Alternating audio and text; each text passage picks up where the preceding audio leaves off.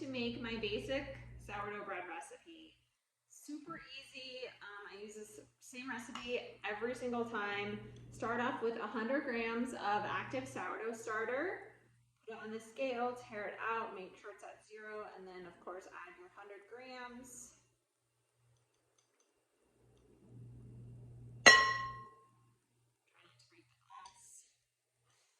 All right, 100 grams of starter. Now we're going to add, make sure you tear out your scale and add 350 grams room temperature filtered water.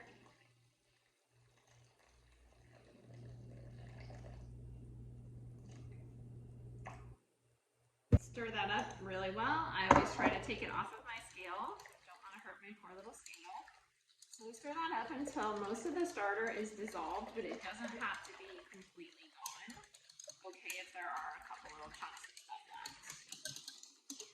Bowl back on the scale, tearing it out to 0, and now we're adding 500 grams of our flour. This is my favorite flour that I use. It's King Arthur bread flour. You can use whatever flour you want. This is just what I have found works best. And I have tried other flours and I always go back to this one. So we got 500 grams and now we're gonna add 10 grams of our sea salt. This one is my favorite. It's Redmond's Real Salt. Tear out the scale, add 10 grams. Be careful not to add too much. Always super important to add salt. If you do not add salt, you will not have a good loaf of sourdough bread. All right, after that, just give it a nice stir. Now remember, you don't want to overmix this. You can overmix sourdough bread and you do not want to. So just stir it until all the flour is distributed. See, this is where we're at. It looks great, and now we're just going to get a bowl cover, a towel, whatever you want, and cover it up and let it rest for 30 minutes. Now I'm just covering it up and letting it sit for 30 minutes, and then we'll start doing our stretch and fold series. So I'll go over that with you in the next. So my alarm just went off. It's been 30 minutes. I washed my hands, and now all we're doing is our series of stretch. So all I do is I take one side of the dough and I lift it up about 4 inches, and then I spin it around and do the other side, fold it towards the center of the dough, and just do this around the entire ball of dough until you make your way all the way around. Usually it's about 4 or 5 stretch and folds, and that's it.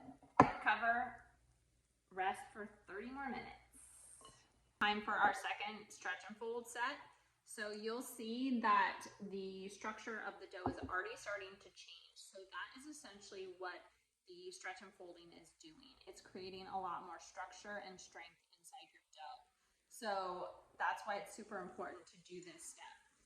I'm not going to film the rest of them. I'm just going to do the same thing we did last time and picking up each side as I go around and folding it towards the center. I do that until I make my way all the way around, and then of course cover and let it rest for 30 minutes. So when you do your stretch and folds, you want to make sure you're not like really pulling on the dough and then folding it towards the center, because that's going to break down the gluten structure, and so we don't want to do that. Just make sure you're a little more gentle than that. So I'm not going to film the other 1 or 2 stretch and folds. I will meet you back when it is time to pre-shape and shape our lovely dough. You're going to perform that stretch and fold technique 3 to 4 times over the first couple of hours after you mix your dough. And then you're going to cover your dough up and you're going to let it rest on the counter at room temperature, anywhere from 5 to 9 hours. It can be completely different based on the temperature of your house. So my dough usually takes about 5 to 6 hours. For example, for you, my house is about 75 to 78 degrees. So anything in that area is going to be about 5 to 7 hours. Anything with temperatures that are hotter than that are going to rise quicker, so they might not take as long. And anything colder is going to take a lot longer. So keep that in mind and just keep an eye on your dough, and I'll give you some signs to check for to see if it's ready after bulk fermentation. It's been about 5.5 hours since I did my final stretch and fold. So here is what the dough looks like now. She looks beautiful.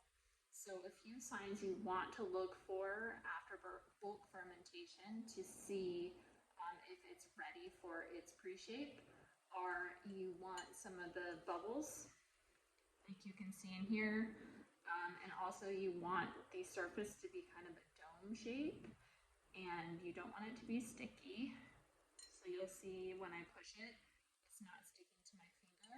And some people like to use the poke test where they'll actually poke their finger in the dough, and if it starts to come back out really slowly, that's a good sign.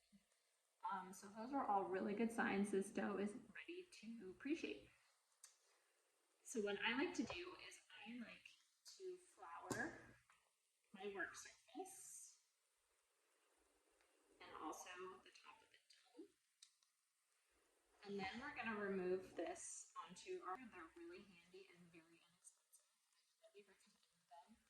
I'm just scraping down the sides of the bowl to get the dough out.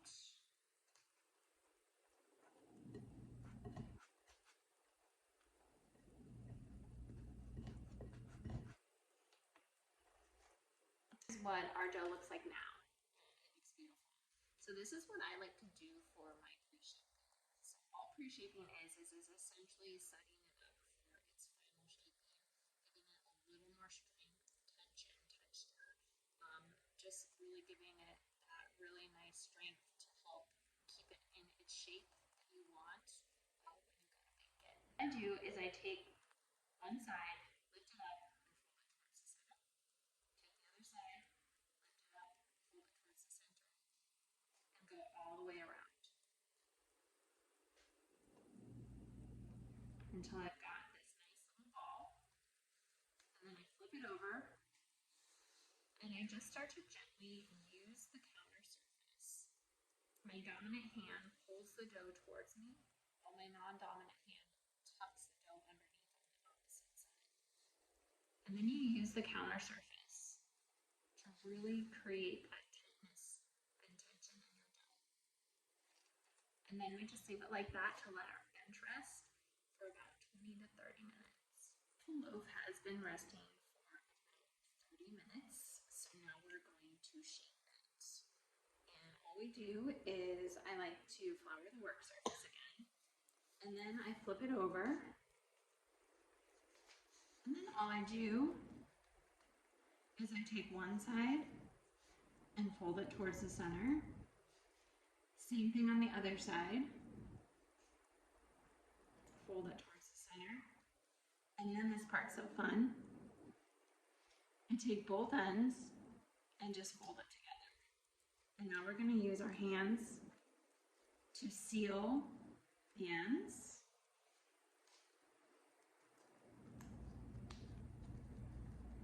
And then the top. And I try to pop the bubbles as I go, which is kind of fun. And then we're going to get our proofing basket. You can use a wicker basket, a banneton, whatever you want.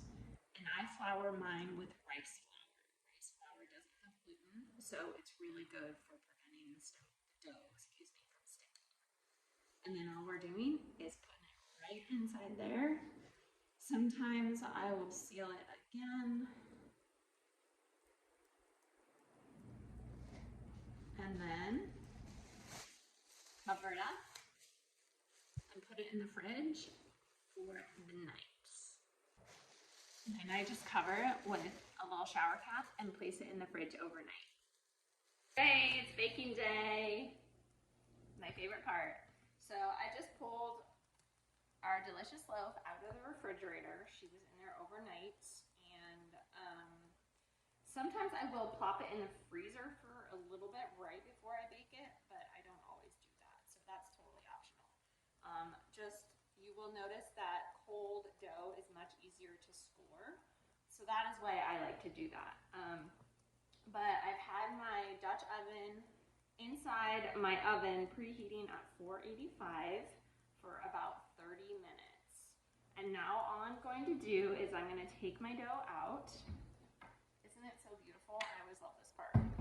And then I like to spray mine with water on top, filtered water. You don't have to do that. You can sprinkle, you know, a little rice flour or regular flour on top, all-purpose flour, whatever you want. But I actually do not like flour on top of my loaves. So that is completely up to you. Then you're gonna do what's called an expansion score. And all that is one score on top of the dough. It can be on the side, it can be on the top, wherever you want it. You want it to go about 1/4 inch deep. And what that is going to do is that's gonna give your dough an area for the steam to escape as it bakes. And any other scoring that you do can just be decorative. I'm not huge into decorative scoring, so that is completely your choice. If you want to learn how to do that, I'm probably not your best teacher.